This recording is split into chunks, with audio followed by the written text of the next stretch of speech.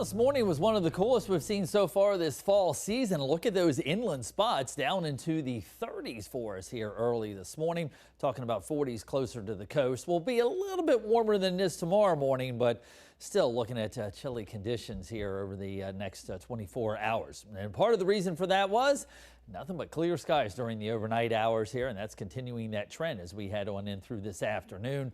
Notice Oriental 59, 55 Belhaven coming in at 62 in New Bern and 64 in Kenansville. Northerly winds are still with us here, although they've slackened up enough so that we've dropped the coastal flood advisory, but still going to be looking at slightly above normal water levels in the southern part of the Pamlico Sound.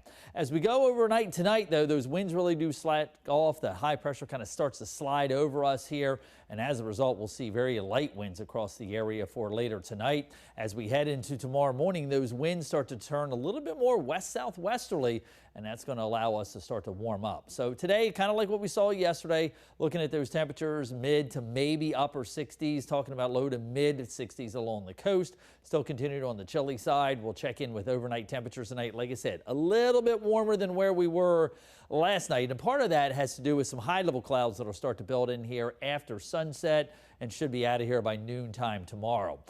We finally get our chance to get the nice weather. We had all the action along the coast this past weekend for us here with the coastal low, and everybody else west of the Mississippi River, in fact, even west of the mountains, was enjoying the sunshine. Now that upper level ridge and coastal trough has now moved offshore, high pressure dominating the weather, and that's going to continue to be our beneficiary for the weekend. There is going to be a front starting to move in by later on Sunday. Like I said, we may see a few high clouds over us tonight, and some of those clouds will start to increase as we go from west to east through the afternoon hours on Sunday.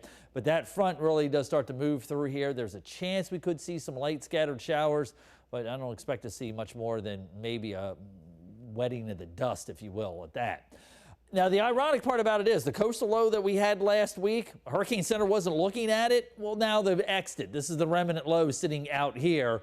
I don't think it's going to develop. The water temperatures are way too cold in that part of the Atlantic. But this is what we need to keep our eye on. Remember, I kept saying I thought as we head towards Halloween that we could potentially see development. It's going to be slow development here, but it would be in the southern Gulf into the Bahamas. That could be Melissa. That would be the next name on the list. And again, that would be late next week going into the following week. Next week, we do see those temperatures cool down a little bit here in the middle part of the week, but at least we start with those temperatures warming up going through the weekend to get us above average.